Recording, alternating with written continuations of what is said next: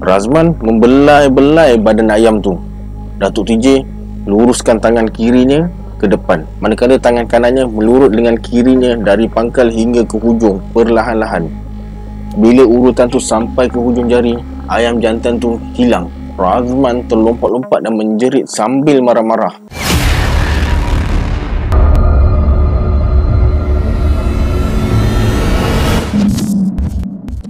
Assalamualaikum guys, it's your boy Syarul. Welcome back to my channel.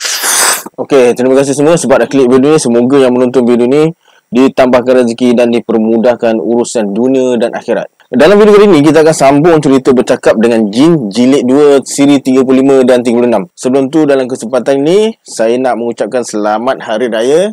Maaf zahir dan batin kalau ada yang terasa sepanjang saya buat video dalam channel ni. Tanpa membuang masa lagi, jom let's jump to Rabak.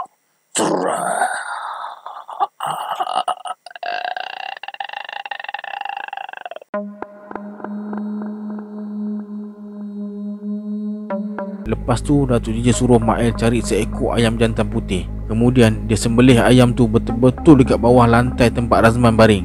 Darah ayam tu Datuk TJ isikan dalam cawan. Kemudian dia cakap dekat Mael apa yang dia lakukan terhadap Razman jangan ditegur, walaupun perbuatan tu nampak kejam dan tak bertimbang rasa. Datuk TJ bawa darah ayam tu ke rumah. Kemudian dia dekatkan cawan yang berisi darah tu ke hidung Razman. Bila tercium bau darah ayam, Razman segera bangun macam orang sihat nak minum darah tu. Datuk TJ tampar muka Razman dengan sekuat hati sampai Razman rebah dan berkata pada Mael, "Takat ni je, esok aku ikhtiar lagi." Mael anggukkan kepala dan terus masuk ke dalam bilik tidur.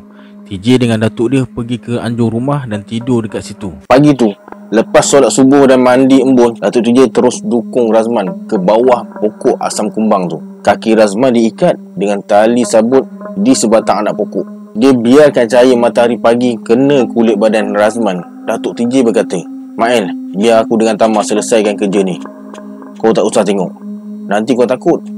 Kau pergi masjid, baca Al-Quran dan berdoa pada Allah supaya sakit anak kau ni sembuh." "Baiklah, tapi awak tak minum lagi. Aku dengan Tamar kena puasa hari ni nak ubatkan anak kau. Pelik juga sakit anak saya ni ya. Inilah dunia, banyak manusia jadi korban syaitan dan iblis semata-mata kerana nafsu jahat. Anak kau salah seorang daripadanya." Mael pun tinggalkan mereka berdua. Sementara tu, Datuk TJ yang dah mengenakan pakaian serba hitam duduk bersila tak jauh dari tempat Razman terbaring. Dia suruh TJ tuang darah ayam dalam cawan dan mula bertafakur. Matanya terpejam rapat. Kedua belah tangannya memeluk dada. Tiba-tiba Razman menggeliat macam orang baru bangun tidur. Dia tersenyum dan duduk bersila macam Datuk TJ. Kemudian Datuk TJ petik ibu jari kaki kiri dia 3 kali berturut-turut. TJ mula baca beberapa potong ayat Al-Quran dan surah An-Nisa. Tiba-tiba dari tumpukan darah ayam tu menjelma seekor ayam jantan putih. Ayam tu terus berkokok dan segera menuju kepada Razman. Razman membelai-belai badan ayam tu. Datuk TJ luruskan tangan kirinya ke depan, manakala tangan kanannya melurut dengan kirinya dari pangkal hingga ke hujung perlahan-lahan. Bila urutan tu sampai ke hujung jari, ayam jantan tu hilang. Razman terlompat-lompat dan menjerit sambil marah-marah. Nasib baik tali sabut yang ikat kakinya tu kuat. Ikatan yang Datuk TJ lakukan tu bukan sebarang ikatan. Ikat penuh bersyarat dan berpetua. Kalau tak pasti putus. Sebab tenaga Razman masa tu cukup luar biasa. Semua anak-anak pokok di sekitarnya dicabut dengan mudah. Yang nyata memang ada perlawanan kebatinan antara Datuk TJ dengan Razman. Buktinya muka Datuk TJ berpeluh. Urat-urat tangan dia timbul. Kedua belah bahunya bergerak-gerak macam menarik sesuatu. Akhirnya Razman lemah dan terbaring di atas tanah. Datuk TJ bertafakur lagi. Tiba-tiba menjelma bapak kambing hitam meluru ke arah Razman. Kambing hitam tu cium dahi Razman dan Razman pun bangun lalu menepuk-nepuk belakang kambing hitam tu. Datuk TJ jadi resah. Dia genggam kedua belah tangannya. Tangan kiri sebelah atas, tangan kanan sebelah bawah. Dia rapatkan mata, kemudian bangun perlahan-lahan dan berdiri guna sebelah kaki. Kaki kanannya dibengkokkan. Bila kaki kanannya diluruskan dan dihentakkan ke tanah sekuat hati, kambing jantan tu tiba-tiba mengembek sekuat hati dan terus hilang. Razman terus rebah. Matahari kian meninggi. Datuk TJ renung ke pangkal pokok asam kumbang tu. Badan TJ mula berpeluh, perut mula terasa masuk angin. Dia sendawa bertalu-talu. Panas pagi tu memang lain macam rasanya. Kulit muka terasa cukup pedih. Datuk TJ alih pandangannya dari pangkal pokok asam kumbang tu ke arah lalang secara perlahan-lahan. Mulutnya Tunku Mat Kamit membaca sesuatu. Kemudian Datuk TJ berkata, "Kita bawa Razman balik." Bila Datuk TJ pegang tangan Razman, dia terus mengelupu, tendang dan tumbuk Datuk TJ. Datuk TJ tepis, tapi tendangan Razman dari sebelah kiri dia tak dapat elak. Datuk TJ tersungkur. Kekuatan Razman memang luar biasa. Pergerakannya cukup tangkas macam orang sihat. Razman menerkam dan nak pijak belakang Datuk TJ. Cepat-cepat Datuk TJ elak. Razman jadi lemah bila dia terkeluar dari kawasan bayang-bayang pokok asam kumbang tu. Kemudian Datuk TJ suruh TJ cari batang tepus. Bila dah dapat batang tepus tu, Datuk TJ terus pukul badan Razman bertalu-talu. Top, top, top, top. Razman menjerit-jerit dan terlompat-lompat. Kemudian Datuk TJ hentakkan sikunya dengan sekuat hati ke pangkal bahu Razman. Razman rebah ke tanah. Lepas tu Datuk TJ gosok bahu Razman yang dihentakkan dengan pangkal siku dia tu dan gerakkan tangan Razman berkali-kali. Kemudian Datuk TJ tepuk tanah dan dada Razman. Razman bergerak ke kiri dan ke kanan. Datuk TJ berkata, "Tangannya yang patah dah aku betulkan dengan izin Allah. Sekarang kita bawa dia balik." Datuk TJ pikul Razman. TJ ikut dari belakang, tapi TJ terasa macam ada bayang-bayang orang yang ikut dia. Rumput kiri dan kanan dia macam dipijak orang. Anehnya, dia tak nampak apa-apa pun. Tiba-tiba bahu kanan TJ rasa macam kena tampar. Pedihnya bukan kepalang. TJ terus melangkah sambil dalam hati terus baca surah An-Nas. Pukul 11 pagi, mereka berdua sampai di rumah. Lepas baringkan Razman, Datuk TJ bersandar pada tiang rumah. 15 minit kemudian, Mail balik. Dia tanya sedikit apa yang Datuk TJ buat dekat anak dia. Kemudian dia masuk bilik untuk isap rokok sebab dia tahu Datuk TJ dengan TJ puasa hari tu. Tak manis lah isap rokok depan orang yang puasa kan. Lepas tu Mail keluar, duduk bersila dekat depan Datuk TJ. Datuk TJ termenung panjang. Dia bagaikan berada di dunia lain. TJ tahu macam mana nak sedarkan datuk dia. TJ lipat bucu tingkang mengkuang dan tindih dengan lutut. Kemudian dia gigit kuku jari kanan sekuat hati sambil berpura-pura terbatuk. Datuk TJ terus tersedar. Petua yang TJ buat tu, datuk dia lah yang ajar. Datuk TJ bertanya, "Mail, ada tak kejadian aneh dekat pokok asam kumbang tempat anak kau suka pergi tu?" "Ada." "Apa dia?" "Dulu, dekat bawah pokok asam kumbang tu ada orang mati kena tembak." "Siapa yang tembak, Mail?" "Penjahat tu berbalas tembakan dengan pihak polis." "Siapa namanya?" "Din Taiwan. Masa matinya petang atau malam? Tengah hari, lebih kurang pukul 12. Menurut Mail, Din Taiwan ni masa hidupnya memang terkenal dengan kaki rompak. Dia amat ditakuti penduduk sekitar daerah Larut. Sikapnya tak ubah macam kata orang tua-tua dulu. Beraja di mata, bersultan di hati. Kaki botol, kaki rogun. Mail berkata lagi, kata orang dia banyak ilmu. Ilmu dunia tanpa ilmu akhirat selalunya buat manusia sesat. Betul, cuma yang anehnya bila petang tu saya pergi ke tempat dia kena tembak, kesan-kesan darah dia dekat tanah dah hilang. Macam ada orang ambil.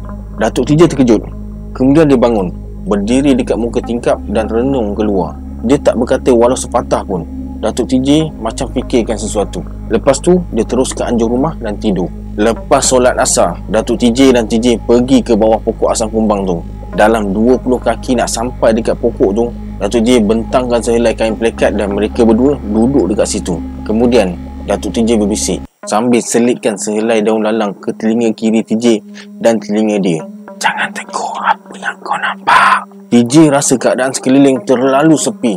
Kemudian Datuk TJ bersuara lagi, "Tumpukan seluruh panca indera kau pada alam lain." TJ terasa badan dia bagaikan berada di awang-awangan. TJ pegang baju datuk dia kuat-kuat. Lepas tu Datuk TJ suruh TJ buka mata. Bila dia buka mata, TJ ternampak ada seorang lelaki jatuh berlumuran darah. Lelaki tu dengan secepat kilat terus hilang. Kemudian Datuk TJ ambil tanah yang ada kesan darah dari lelaki tu. Tiba-tiba Datuk TJ pun hilang juga. TJ rasa peha dia ditampar. TJ pandang, tengok-tengok datuk dia. Datuk dia tersenyum dan berkata, "Sekarang dah tahu puncanya dengan izin Allah. Sakit Razman boleh diubati, tapi dia kena pulangkan barang yang dia ambil tu kepada tuannya." Matahari makin condong. Mereka berdua masih lagi duduk dekat situ. Datuk TJ bagi tahu Mereka berdua kena duduk dekat situ sampai remang-remang senja dan mereka tak boleh dilihat oleh sesiapa pun. Mulut Datuk TJ sentiasa terkumat kamit. Bila hari dah remang-remang senja, Datuk TJ hentakkan kakinya ke bumi. Tiba-tiba, seluruh kawasan tu berbau wangi. TJ terpandang bayangan seorang perempuan duduk bersimpuh depan datuk dia. TJ yakin perempuan tu adalah isteri muda datuk dia, iaitu orang Bunian. Perempuan tu berbual dengan Datuk TJ. Kemudian, dengan sekelip mata, perempuan tu hilang. Bekas tempat perempuan tu duduk terdapat 3 longgok tanah yang berdarah. Datuk TJ terus peluk tubuh. Matanya merenung lurus ke depan. Dia menarik nafas. Kemudian, dia hulurkan kaki kiri ke arah ketiga-tiga longgok tanah yang berdarah tu.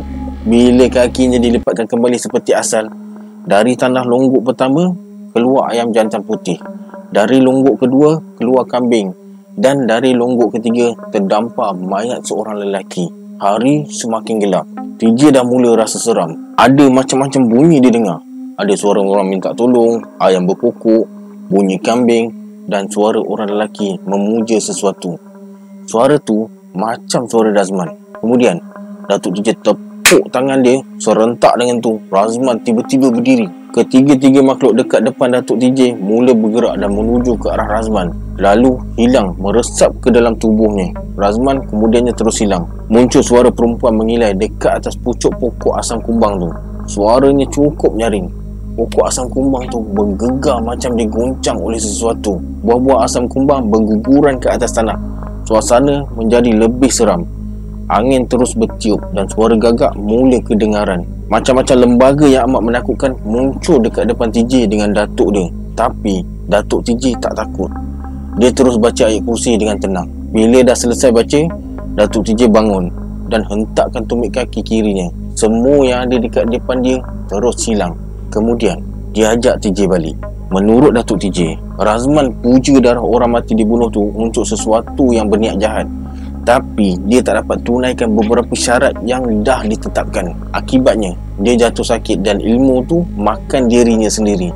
Razman uji ilmu tu dengan darah ayam dan kambing tapi tak berjaya. Kemudian Razman ambil darah orang mati dibunuh dekat bawah pokok asam kumbang tu dan puja darah tu dekat bawah pokok tersebut. Datuk TJ berkata, darah orang mati tu dipuja waktu senja dan dipuja 7 kali Jumaat. Kena menghadap arah matahari naik dan arah angin tanpa pakaian kecuali cawat untuk tutup bahagian kemaluan. TJ mula rasa cemas. Langkah dipercepatkan. Datuk TJ yakin Razman belajar separuh jalan je.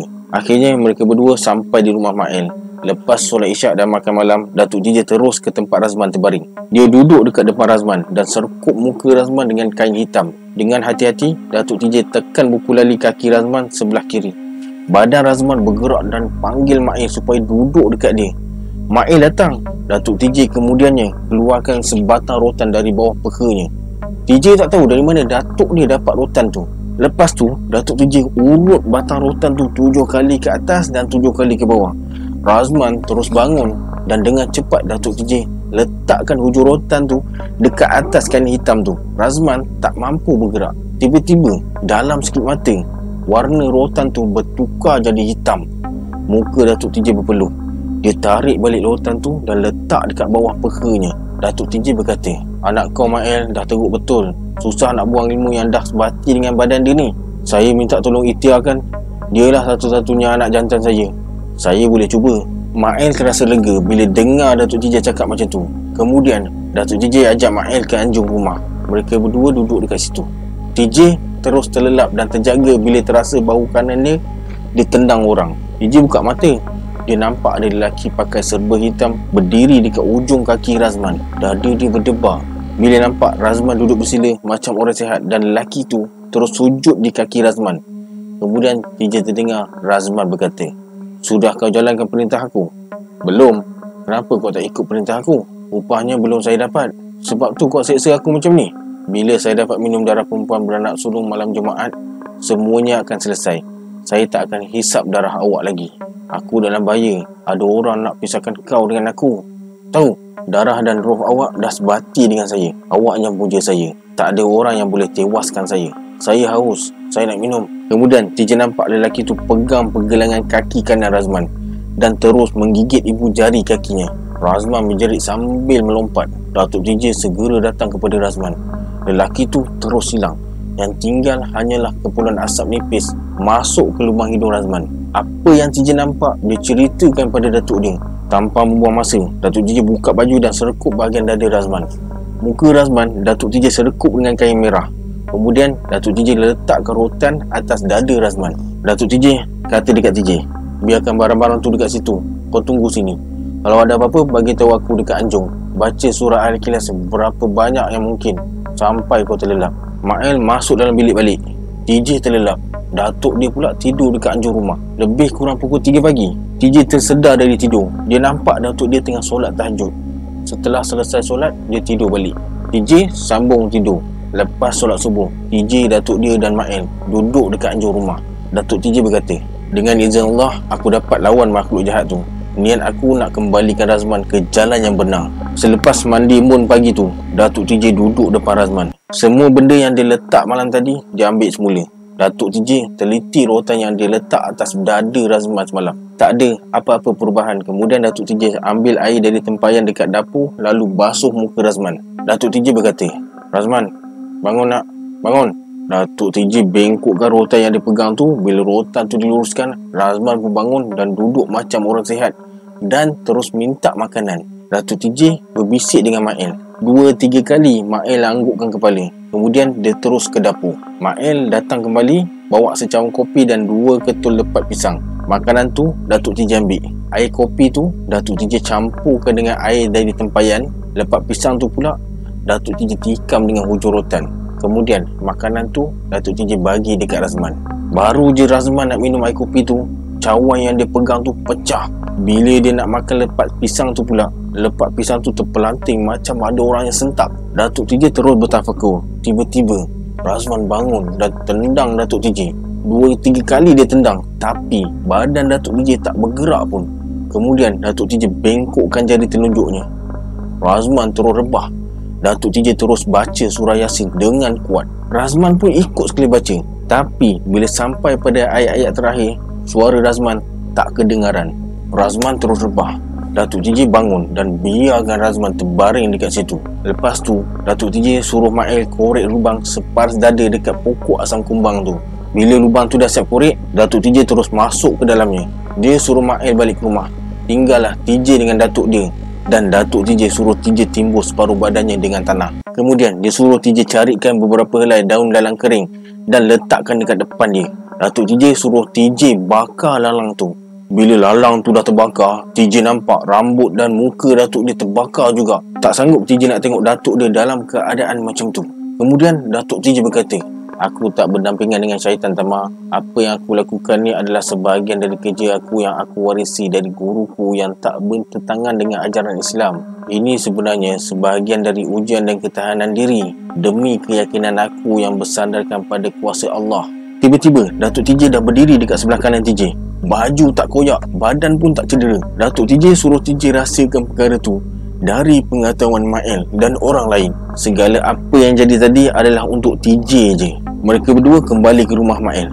Datuk TJ buat beberapa persiapan terakhir. Dia cari sendiri beberapa jenis akar kayu, daun dan beberapa ketul batu hitam yang diambil dari bekas lombong. Semua barang-barang tu Datuk TJ kumpulkan dalam kain hitam.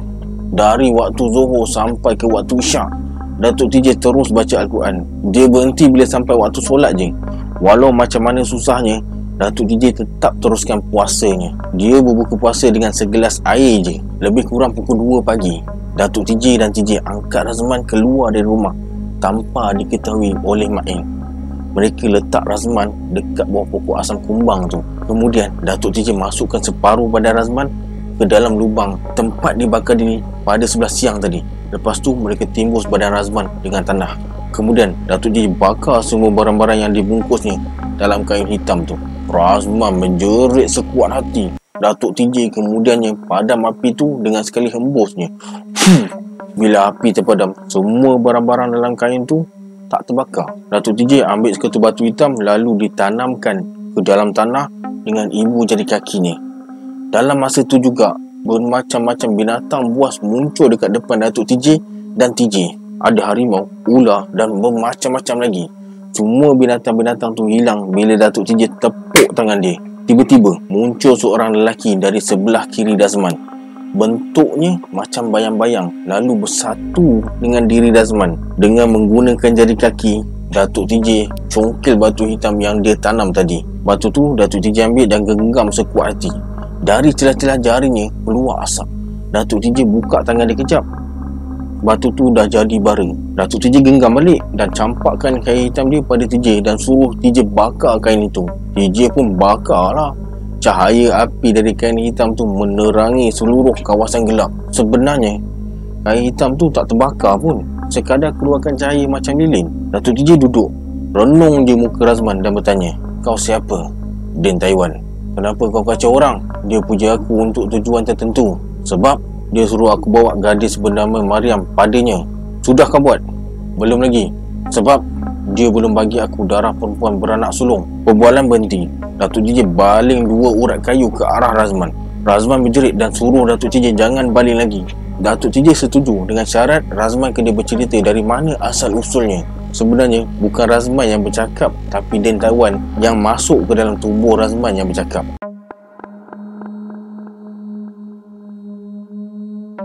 Din Taiwan beritahu Datuk TJ, dengan ilmu tu, dia telah merogol lebih 100 orang wanita yang terdiri dari anak dara, janda dan isteri orang, dan telah gunakan ilmu tu untuk merompak dan membunuh orang. Akhirnya, dia ditembak menggunakan peluru emas.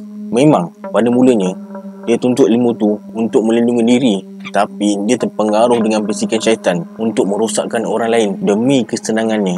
Dia tinggalkan gurunya dan jadi orang jahat. Masa dia buat kerja-kerja jahat itulah dia selalu pengaruhi budak-budak muda untuk anggotai kumpulan dia. Dia mengaku dialah yang bagi beberapa petua pada Razman yang tengah putus cinta tu, kerana pinangannya ditolak oleh kedua orang tua Mariam. Dia suruh Razman bawa lari Mariam untuk dijadikan perempuan simpanan. Kemudian Datuk TJ bersuara, "Kau memang jahat.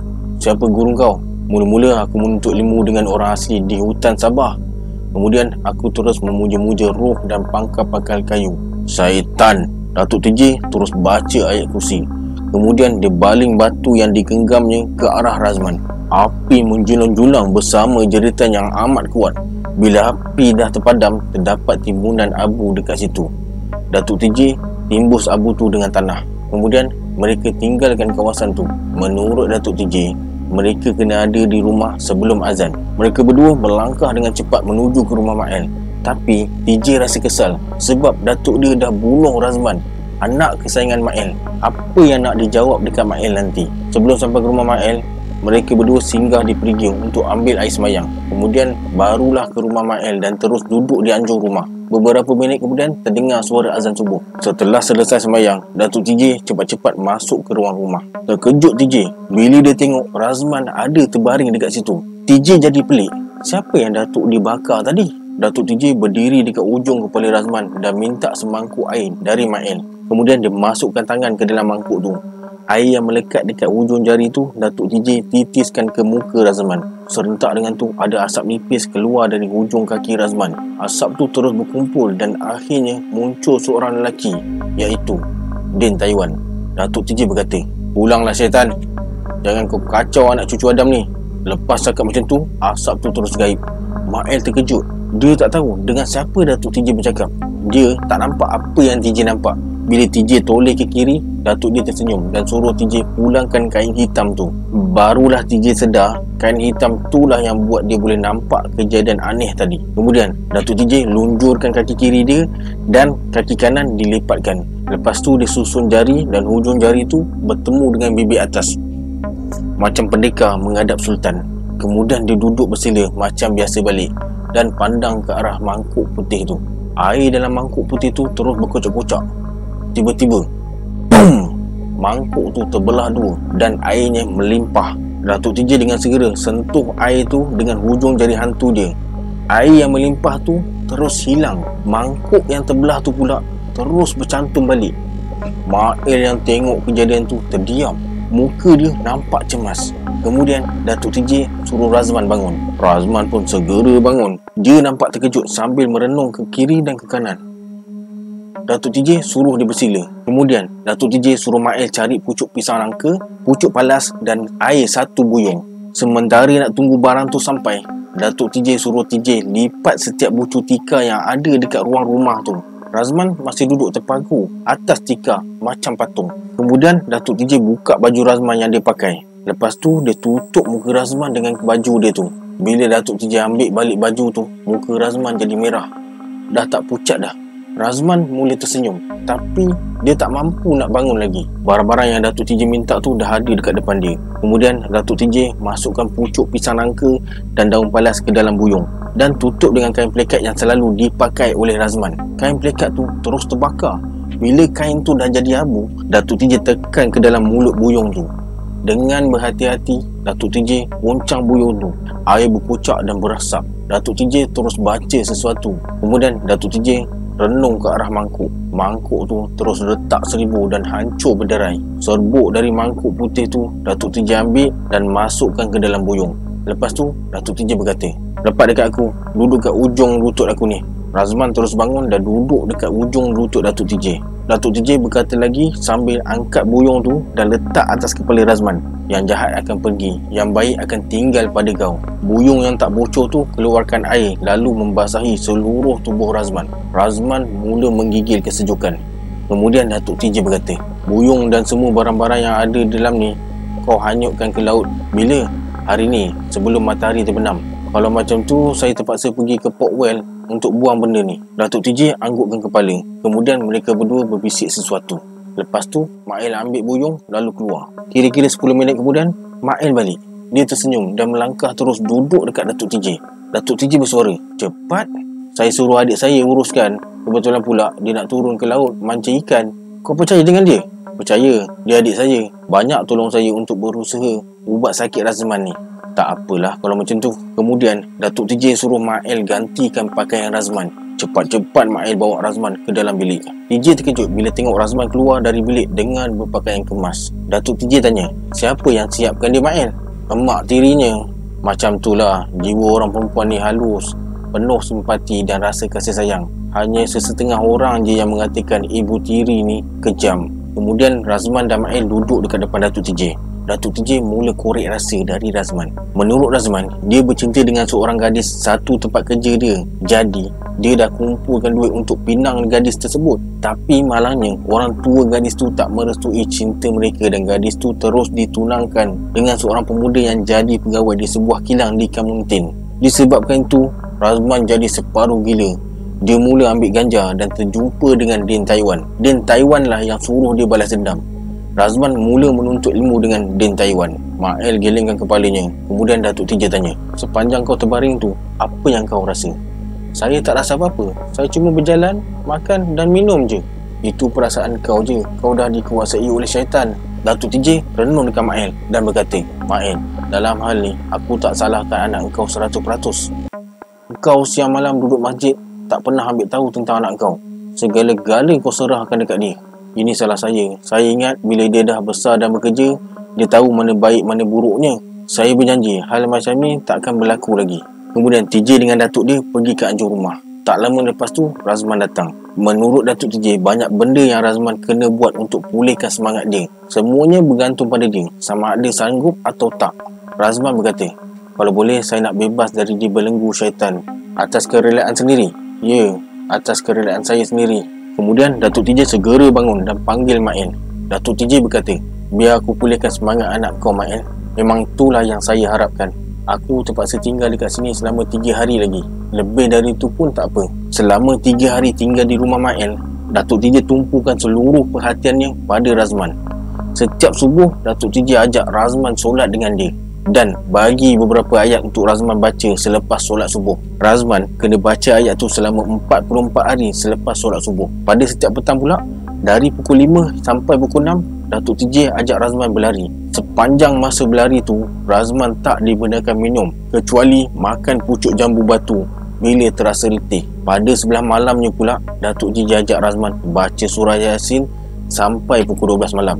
Kemudian barulah Razman disuruh tidur di anjung rumah tanpa menggunakan bantal dan selimut. Pukul 3 pagi, Datuk TJ akan kejut Razman dan suruh dia mandi. Lepas mandi, Razman kena minum 5 gelas air sejuk. Waktu makan tengah hari pula, Razman hanya dibenarkan makan nasi 7 suap, minum air setengah cawan dan makan ulam-ulam yang Datuk TJ buat dari daun-daun kayu. Memang Razman rasa cukup seksa dengan rawatan yang Datuk TJ lakukan tu. TJ tanya kenapa Datuk dia buat macam tu dekat Razman. Datuk dia cakap dia buat macam tu untuk kembalikan tenaga dan kuatkan semangat Razman. Datuk TJ berkata, ubat yang aku bagi tu untuk pulihkan perjalanan darah dalam urat-urat dia. Sebab dia dah terlalu lama terbaring. Banyak urat-urat sendinya jadi tegang dan keras. Selepas 3 hari, Razman kelihatan segar. Tak banyak mengelamun. Dia nampak bertambah yakin pada diri sendiri. Dan dia mula sedar dirinya adalah hamba Allah yang harus ada kekuatan dalam hidup. Sebelum tinggalkan rumah tu, Datuk TJ bertanya pada Razman, macam mana kau sekarang? Saya rasa cukup bersemangat. Tak ada rasa takut atau bimbang. Baguslah. Jangan lupakan sembahyang 5 waktu. Jauhkan diri kau dari kerja-kerja yang tak elok. Jadi orang yang berguna pada bangsa dan agama. Saya faham. Saya nak mulakan hidup baru. Itu yang baiknya. Satu peristiwa yang mengejutkan terjadi petang tu. Apabila ayah Razman, Ismail tu, nak serahkan Razman dekat Datuk TJ. Sebab Datuk TJ dah pulihkan anak dia. Datuk TJ pun berkata, jangan kata macam tu. Bukan sebab aku. Semuanya kerana Allah. Aku cuma berikhtiar je. Maafkan saya. Saya memang dah niat dari dulu lagi. Kalau sakitnya baik, saya nak serahkan pada awak. Datuk TJ tersenyum dan berkata, tak apalah, saya terima hajat awak tu. Mulai hari ni, Razman jadi anak angkat saya. Kemudian Datuk TJ keluarkan benang hitam dari poket dia. Dan benang hitam tu dipintalnya menjadi tali yang kecil. Lepas tu Datuk TJ keluarkan duit shilling 20 sen dan tebuk lubang dekat duit tu. Benang hitam tu Datuk TJ masukkan dekat lubang, buat macam rantai dan sarungkan ke leher Razman. Datuk TJ berkata, inilah tandanya kau jadi anak angkat aku Razman. Jangan dicabut kecuali dia putus sendiri. Petang tu, TJ dengan Datuk dia tinggalkan Kampung Pinang dan pulang ke rumah. Seminggu kemudian, Razman datang berjumpa dengan Datuk TJ. Dia dah berhenti kerja dekat Jabatan Ukur dan berhasrat nak jadi askar Melayu. Datuk TJ kemudiannya bawa Razman berjumpa dengan pegawai askar Melayu yang tinggal di Ipoh. Pegawai itu pernah berjumpa dengan Datuk TJ untuk dapatkan beberapa petua serta amalan untuk perlindungan diri ketika berada di hutan memburu pengganas komunis. Kebetulan pula pegawai itu memang orang yang bertanggungjawab memilih anggota askar Melayu yang baru. Razman berjaya jadi askar, tapi malangnya semasa bertugas Razman terkorban apabila ditembak pengganas komunis. Jenazahnya dibawa pulang ke kampungnya dan dikebumikan di sana. Sejak kematian anak angkatnya tu, Datuk TJ lebih banyak menghabiskan masanya di tanah perkuburan Razman. Kadang-kadang bila berjumpa dengan kawan-kawan rapatnya, Datuk TJ melahirkan rasa bangganya atas kematian anak angkatnya yang berjuang mempertahankan tanah air dari ancaman pihak komunis. Pagi tu, selepas habis korek tanah untuk tanam anak-anak pokok pisang mas, TJ terdengar suara Datuk dipanggil nama dia dari tepi batas kebun. TJ berlari ke arah Datuk dia. Datuk TJ berkata, aku rasa ada orang yang nak datang ke sini. Kita sembunyi. Mana tahu kalau yang datang tu komunis. Kemudian Datuk TJ ambil sebatang kayu dan cucuk ke tanah. Dengan cara tu, Datuk TJ dapat tahu sama ada manusia atau binatang buas yang datang. Datuk TJ kata, petuanya senang je. Kau cari pokok kayu sebesar ibu kaki yang daunnya lebat ke arah matahari terbit dan pucuknya pula menghala ke arah matahari terbenam. Kau potong dan tanam ikut arah angin datang. Tanam lebih kurang setengah kaki. Kau lekapkan telinga kau pada batangnya. Nanti kau akan dengar tapak kaki binatang. Kalau manusia, kau akan dengar suaranya. Mereka terus bersembunyi. Masa TJ bersila dekat situ, tiba-tiba seekor ular tedung panggungkan kepala. TJ terkejut. Datuk dia suruh TJ jangan bergerak. Lepas tu, Datuk TJ ambil daun serunai laut. Dia ramas sampai hancur. Kemudian dia tepuk tanah. Serentak dengan tu, ular tedung tu terus meluru ke arahnya. Cepat-cepat Datuk TJ baling daun serunai laut tu ke arah ular tedung tersebut. Ular tu terpukau. Datuk TJ renung ke arah mata ular tedung tu. Kemudian berkata, bergerak. Ular tu bergerak dan terus rebahkan badannya atas tanah. Bangun. Ular tu terus bangun. Jangan kacau kami. Kami nak tumpang kejap je. Ular tu macam faham apa yang Datuk TJ kata. Datuk TJ suruh ular tu pergi ke bawah rimbunan pokok serunai laut. Ular tu ikut je arahan Datuk TJ. Perlahan-lahan ular tu menyusur dan hilang dari pandangan. Tiba-tiba Datuk TJ berkata, menyerap. Okey guys, macam biasalah, kalau nak cerita sampai habis berbuih mulut saya nak bercakap. Kita jumpa di episod akan datang. Saya Syarul. Assalamualaikum. Adiosa.